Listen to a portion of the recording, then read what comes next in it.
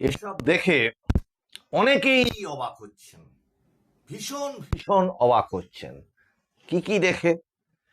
একটা গোটা লোকসভা অধিবেশন, যে অধিবেশনটা নাকি ঐতিহাসিক অধিবেশন হতে পারত, যে অধিবেশনে দুটি অত্যন্ত গুরুত্বপূর্ণ সংবিধান সংশোধন বিল সহ এফসিআর এর মতো অনেক অনেক গুরুত্বপূর্ণ বিল পাশ হওয়ার কথা ছিল, যে বিলগুলো পাশ হলে অনেকেরই মতামত যে কঠোর পদক্ষেপ সরকারকে কখনো কখনো নেওয়া যেমন জরুরি দেশের অগ্রগতির ক্ষেত্রে, এই বিলগুলো ছিল সেই ধরনের বিল। পরবর্তীতে আরো অবাক হওয়ার জিনিস আছে। সেই বিলগুলো পাশ করানোর জন্য যখন সংসদ অধিবেশন শুরু হব করছে, সেই সময়ে ঠিক আগে থেকে শুরু হয়ে গেল একটা নন ইস্যু হয়ে যাওয়া বিষয়। কেন নন ইস্যু বলছি সেটা অনেকবার আপনাদের কাছে তুলে ধরেছি। নিটের প্রশ্নপত্র লিক, সেই প্রশ্নপত্র লিকের পরে অনেকটা দিন চলে যাওয়া তদন্ত ইত্যাদি ইত্যাদি, নিট পোস্টপন্ড হওয়া এবং নতুনভাবে নিট করার ঘোষণা করা, এটা করতে অনেক দিন গেল। এবং নতুনভাবে নিট, যাকে বলা হবে রিনিট, সেই রিনিটের অ্যাডমিশন পর্ব বা ফর্ম ফিল আপের অনলাইন পর্ব ইত্যাদি রেজিস্ট্রেশন পর্ব মিটল। নিট পরীক্ষার না, রিনিট পরীক্ষার ডেট ঘোষণা হলো, পরীক্ষাও হয়ে গেল। এবং তারপরেও অবাক হওয়ার জিনিস আছে, সেই পরীক্ষাটার রেজাল্টও বেরিয়ে গেল।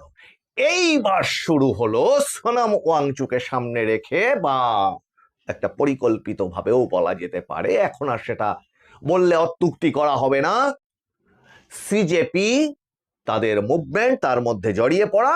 পরবর্তীকালে সেই মুভমেন্ট কে নেবে? রাহুল গান্ধী নেবে নাকি কেজরিওয়াল নেবে নাকি অখিলেশ যাদব নেবে? কার সেইটা থেকে ডিভিডেন্ড কে কতটা তুলতে পারে সেটা নিয়ে কামড়াকামড়ি। সেটাতেও অবাক না হয়ে আরো অবাক হওয়ার ব্যাপার আছে। সেটা কি? সেই মুভমেন্টকে যেভাবে দিল্লি পুলিশ এবং কেন্দ্রীয় সরকার শান্তিপূর্ণভাবে রোধ করবার চেষ্টা করলো, তাতেও বিতর্ক তৈরি হয়ে গেল। যেখানে সেই মুভমেন্টটাতে আমরা দেখতে পেলাম শোট বেরিয়ে আসলো আন্দোলনকারীদের হাতে, যেখানে দেশ বিরোধী আজাদ কাশ্মীর বা কাশ্মীর মাঙ্গে আজাদি এই ধরনের স্লোগানগুলো উঠে আসলো, তারপরেও কারোর কিচ্ছু করার নেই।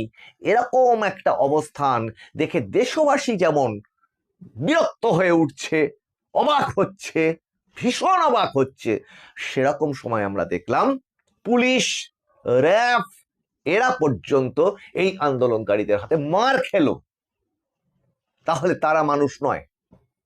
এমনকি আমরা আরো অবাক হলাম, যে সংসদ ভবন হামলার জন্য এমনকি ভারতীয় বিচার ব্যবস্থা কাউকে কাউকে মৃত্যুদণ্ড পর্যন্ত দিয়েছে, আফজাল গুরুর মতো মানুষদের, সেই সংসদ ভবন ব্যারিকেড ভেঙে ওই 20 তারিখে সংসদ ভবন অভিযান করবার চেষ্টা করা হলো। এবং সেখানটাতেও না মিটে আরো অবাক হওয়ার জায়গা আছে। সুধী দর্শক বৃন্দ, কেন্দ্রীয় সরকার এই সিজেপিদের বা শোলাদের, তাদেরই দেওয়া নাম, তাদের অধিকাংশ মূল 3টে দাবি মেনে নিল। দেশবাসী আরো অবাক হয়ে গেল। কিসে অবাক হয়ে গেল? ধর্মেন্দ্র প্রধান শিক্ষামন্ত্রী, তিনি পদত্যাগ করলেন সেই দাবি মেনে। তারপরে এফআইআর তুলে নেওয়ার আবেদন, সেটাও দাবি, সেটাও কেন্দ্রীয় সরকার মেনে নিল। দেশবাসী অবাকের পর অবাক হতেই থাকলো। আর ওদিকে শুরু হয়ে গেল পার্লামেন্টের 20 তারিখ থেকে, গত 20 তারিখ থেকে পার্লামেন্টের অধিবেশন। এখন এই সমস্ত জিনিসটা বঙ্গের যে রাজনীতি বা পশ্চিমবঙ্গের যে রাজনীতি, সেই রাজনীতিও কিন্তু ওতপ্রোতভাবে তার সাথে জড়িত হয়ে গেল। এক তো ছিল ব্লক পলিটিক্স, যেখানে অবশ্যই পশ্চিমবঙ্গের জনতা তারা অনেকভাবে ক্ষুব্ধ হয়েছেন, বিক্ষুব্ধ হয়েছেন, হতাশ হয়েছেন যে একটা গোষ্ঠী তারা এনডিএ কে সমর্থন দেওয়ার জন্য চেষ্টা করলো, বা বলা ভালো যে সমর্থন দিল, যারা আগে তৃণমূল ছিল, এখন এনসিপিআই। তাতেও অনেকে অবাক হলো। আর সেইখানে দাঁড়িয়ে যখন টুকরে টুকরে গ্যাং, রাহুল গান্ধী সহ অন্যান্যরা বা কেজরি সহ অন্যান্যরা এই নিয়ে যখন মেতে রয়েছে, তখন তারা দেখতে পেল সোনাম ওয়াংচু অনশনটা তুলে নিল এবং ধর্মেন্দ্র কি বলে জেপি নাড্ডাজির হাত থেকে তিনি ফলের রস খেয়ে এক প্রকার সরকারের প্রশংসা সূচক জায়গায় থেকে তিনি এটা বললেন যে যাদের যাদের অপরাধমূলক মানে যারা যারা শান্তিপূর্ণ অবস্থান করেছেন তাদের ওপর থেকে যেন এফআইআর তোলা হয়, আর তিনি হিংসা পছন্দ করেন না। এবার দাঁড়ালো অন্য একটা গন্ডগোল, সেটা হচ্ছে সুপ্রিম কোর্ট কি বললো যে সরকার তুমি এইভাবে তো এফআইআর তুলে নিতে পারো না। তাহলে এফআইআর যখন তুলে নিতে পারো না, তার পিছনে কি কারণ দেখতে হবে, তার পিছনে কারা কারা কতটা অপরাধমূলক কাণ্ডে অতীতে জড়িত ছিল, কেস হিস্ট্রি দেখো, তদন্ত করো, ওইখানে তাদের সমস্ত ফুটেজ চেক করো, ইত্যাদি ইত্যাদি একগুচ্ছ নির্দেশিকা সুপ্রিম কোর্ট সেখানে দিলেন। আর এখানে গোল বেঁধে গেল আর একটা জায়গা, সিজেপি লিডারশিপ, সৌরভ দাস সহ অভিজিৎ দিককে সহ, তারা বললেন কি এটা তো চুক্তিতে ছিল না, চুক্তি ভঙ্গ করছে কেন্দ্রীয় সরকার। আর তারা আরো এগিয়ে গিয়ে আরো এক ধাপ এগিয়ে গিয়ে কি বললেন যে সুপ্রিম কোর্টের সঙ্গে তারা নাকি সমঝোতা করবেন। সুপ্রিম কোর্টে মামলা করা যায়, মামলার রায়ও বেরোয়, কিন্তু সুপ্রিম কোর্টের সঙ্গে কিভাবে আন্ডারস্ট্যান্ডিং করা যায় বা সমঝোতা করা যায় এ ধারণা আমাদের সংবিধান বা আমরা এখনো পর্যন্ত জানি না, দেখিনি, ফলত সেটা হলোও না। এবং যা হওয়ার সেই দিকেই কিন্তু পুরো ঘটনাটা এগিয়ে চলেছে। দাঁড়ান, অবাক হওয়ার তো আরো অনেক কিছু বাকি আছে, সেটা এই এপিসোডে তো আরো বলবো। নমস্কার, মানুষের ভাষায় আপনাদের সকলকে স্বাগত। আমি প্রবীর রায়চৌধুরী আপনাদের সাথে। একটু বিলম্বিত এপিসোড এটা আজকের রাত্রিদের। এবার বিষয় হচ্ছে এর সাথে পশ্চিমবঙ্গের রাজনীতি ওতপ্রোতভাবে জড়িত। এক তো নতুন সরকার গঠন হয়েছে, মুখ্যমন্ত্রী শুভেন্দু অধিকারীর একের পর এক এমন সিদ্ধান্ত যেগুলোতেই পশ্চিমবঙ্গবাসীর অবাক হয়ে যাওয়ার অনেক রসদ আছে। এক তো ফেন্সিং মানে বর্ডার, তারপরে সংকল্পপত্র ধরে ধরে প্রতিশ্রুতিগুলো পালন করা, সেই প্রতিশ্রুতি পালনের পরপরই এসে যাচ্ছে বাজেট, এত অসাধারণ বাজেট যাতে কিনা সমালোচকরাও কথা বলবার সুযোগ পায়নি বোধহয় ইতিহাসে এই প্রথম। এরপরে কি বুলডোজার দেখলো পশ্চিমবঙ্গের মানুষ, কাকে বলে বুলডোজার অ্যাকশন। যদি সেখানেও ওই টুকরে টুকরে গ্যাংয়েদের এখানকার অবশিষ্টাংশ তারা কোর্টে ছুটে গেল, প্রত্যেকটা ইস্যুকে ধরে ধরে ধরে ধরে তারা কোর্টে ছুটলো এবং পশ্চিমবঙ্গবাসী আরো অবাক হয়ে গেল। সাউন্ড সিস্টেম, সাউন্ড পলিউশন বন্ধ, সেটার ব্যাপারে পশ্চিমবঙ্গ সরকারের ভূমিকা, এবং একদম নিরপেক্ষভাবে আইনের শাসন প্রতিষ্ঠা করা কাকে বলে, পুলিশকে মনোবল যোগানো, পুলিশকে স্বাধীন করা, পুলিশি সিস্টেমকে বলা, মুখ্যমন্ত্রী বললেন যে বন্দি দশা থেকে মুক্তি দেওয়া, পুলিশের একের পর এক ভূমিকা, যেগুলো দেখে পশ্চিমবঙ্গবাসী অবাকের পর অবাক হয়ে যেতে থাকলো সকালবেলা। আর চোখ ভরে বলা যায় দেখতে লাগলো, আমরা তো এতদিন রান্নাঘরে ডিম দেখেছি, এখন আমরা রাস্তাঘাটে ডিমের প্রয়োগ দেখতে থাকলাম। যদিও আমরা মানুষের ভাষার পক্ষ থেকে এই জিনিসটাকে সমর্থন করি না। কেন করি না?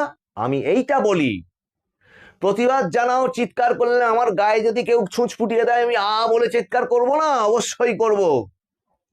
কিন্তু যতগুলো ডিম রাস্তাঘাটে অমলেট হতে দেখলাম চোর ছেঁচড়ের গায়ে, ততগুলো এফআইআর কি হলো? ততগুলো অভিযোগ কি দায়ের হলো? আপনি ডিম প্রচুর ছুটতে পারেন, আপনি চিৎকার করে গালাগালি দিতে পারেন, আপনি যথেষ্ট পরিমাণে ক্ষোভ প্রকাশ করতে পারেন, বুক চাপড়ে কাঁদতে পারেন, কিন্তু যখন মানুষ কথা বলতে পারতো না, থানা বা প্রশাসন অভিযোগ নিত না, তখন প্রচুর কষ্ট ছিল মনের মধ্যে, আমাদেরও ছিল, যে তুই জানিয়ে কি হবে। কিন্তু যখন সেই সুযোগ আসলো, বুকে হাত দিয়ে বলুন তো, জনগণের কতটা অংশ, কতজন ডিম ছুঁড়লেন, যতগুলো ততগুলো এফআইআর করলেন। তাহলে অভিযোগ যদি না জানায়, তাহলে সরকার করবে কিভাবে কাজটা, আর পরিশ্রুতিকরণটাই বা কিভাবে হবে, যদিও সেটার কার্যপ্রণালী প্রণালী চলছে। যেমন অন্নপূর্ণা ভান্ডার, লক্ষ্মীর ভান্ডারে 30 লক্ষ ভুয়ো ঢুকেছিল, সেটার কি বলবো, ছানবিন ছাড়াই বাছাই চলছে। এরকম ভাবেই কিন্তু ঢুকে পড়েছে সেন্সাস, এই সেন্সাস পর্যায়েও কিন্তু এখন চলছে। এটাতেও কিন্তু অবাক হওয়ার যথেষ্ট মেটেরিয়াল ছিল এই পুরো কাজকর্মগুলোর মধ্যে দিয়ে। তৃণমূল ভেঙে টুকরো টুকরো হয়ে গেল, সেই টুকরো টুকরো অংশ তারা একবার এদিকে ছোটে একবার ওদিকে ছোটে, নিজেদের ব্যাংক অ্যাকাউন্ট নিয়ে কামড়া কামড়ি করে। এ দেখে তো পশ্চিমবঙ্গবাসী প্রচুর অবাক হল। আর ডিজে ব্যানার্জি, তিনি বিদেশে যেতে পারবেন কি পারবেন না, পারবেন কি পারবেন না, ইডি কোথায় কোথায় যাচ্ছে, আচ্ছা সিবিআই কি করলো, আরজিকর তদন্ত কত দূর এগোচ্ছে, এই সমস্ত সবকিছু চাপা দিয়েও সবার সামনে উঠে আসে যেটা, যা পালিয়ে গেল, শেষ পর্যন্ত পালাতে পারবে তো, নাকি পালালো না, পালাবে নাকি পালাবে না, এই নিয়ে পশ্চিমবঙ্গবাসী মেতে থাকলো। আর অবাক হয়ে দেখলো সুপ্রিম কোর্টে রায় বেরোলো যে হ্যাঁ, উনি বিদেশ যেতে পারবেন। এই নিয়ে প্রচুর তর্ক বিতর্ক হওয়া শুরু হয়ে গেল। কেন আমাদের এখানকার যে চিকিৎসা ব্যবস্থা কি ভালো নয়? অবশ্যই আমাদের এখানকার চিকিৎসা ব্যবস্থাকে আমরা সর্বশ্রেষ্ঠ বলে মনে করতে চাই, কিন্তু সুপ্রিম কোর্টের রায়, সেই রায়কে কেই বা অস্বীকার করতে পারে?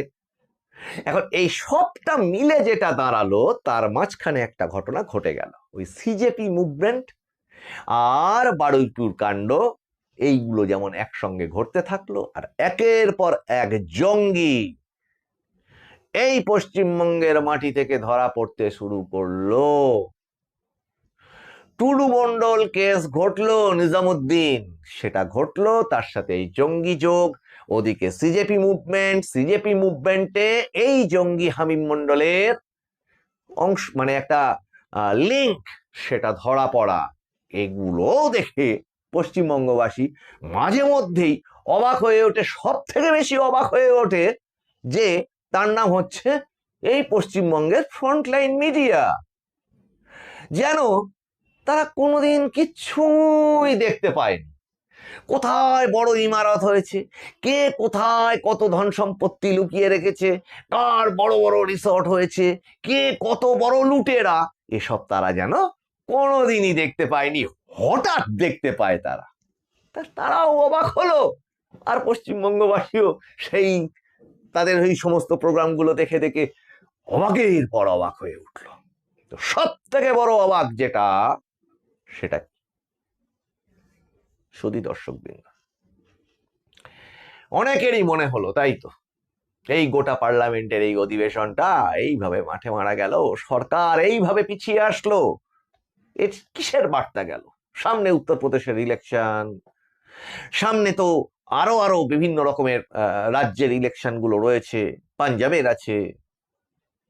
পশ্চিমবঙ্গের রাজনীতি বা ঠিক কোন জায়গায় গিয়ে পৌঁছচ্ছে, যেখানে স্পষ্টত উঠে আসছে বিজেপির বিভিন্ন যাকে বলে গ্রাউন্ড লেভেলের যে সমস্ত রিপোর্টগুলো উঠে আসছে, সেখানে তোলাবাজি শুরু হয়েছে, যেখানে রাজ্য সভাপতি বিজেপির বলছেন যে ডিমের অভিমুখ ঘুরে যেতে বেশিক্ষণ টাইম লাগবে না, আর যেখানে আমি এই মানুষের ভাষা থেকে বলছি যে এই তোলাবাজিতে যারা অংশ নিচ্ছে বিজেপি কর্মীদের, তারা তৃণমূল কংগ্রেসের আমলের যত দুষ্কর্ম যারা করেছে তাদের থেকেও বেশি অপরাধী এরা। তার কারণ মানুষ বিশ্বাস করেছে এদেরকে, আর এরা সেই বিশ্বাসটাকে ভঙ্গ করছে। তাহলে এই তোলাবাজরা তাদের থেকেও বড় অপরাধী। দাঁড়ান, আসল অবাকটা ঠিক কোন জায়গাটায়? সবাই ভাবছেন আরে নরেন্দ্র মোদী, অমিত শাহ এইভাবে পিছিয়ে আসলো, রাহুল গান্ধী এত এগিয়ে গেল। তো রাহুল গান্ধীর দাবিটা ঠিক কোন জায়গায় এসে দাঁড়ালো শেষ পর্যন্ত? এখন আর নিট পেপার লিক টিকের ব্যাপার ট্যাপার নেই। এখন কি, অমিত শাহ গুলি চালানোর নির্দেশ দিয়েছেন, সেটা তাকে ক্ষমা চাইতে হবে অথবা তাকে পদত্যাগ করতে হবে। তাহলে কি বলছেন তিনি? অমিত শাহ যদি গুলি চালানোর নির্দেশ দিয়ে থাকেন তাহলে তাকে পদত্যাগ করতে হবে, আর যদি না দিয়ে থাকেন তাহলে তিনি যে অক্ষম সেটা বলতে হবে।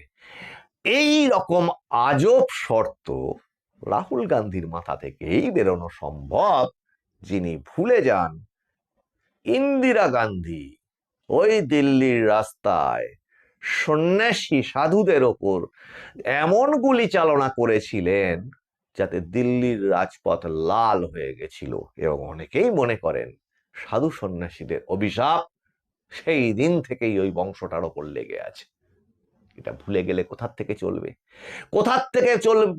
ভুলে গেলে চলবে যে ইন্দিরা গান্ধীর হাতে কত লাঠি চার্জ আর কত গুলি চালনা ঘটেছে। আর সবচেয়ে বড় কথা, রাহুল গান্ধী ইমার্জেন্সিটা ঠিক কার হাত দিয়ে হয়েছিল একটু বলবেন মশাই?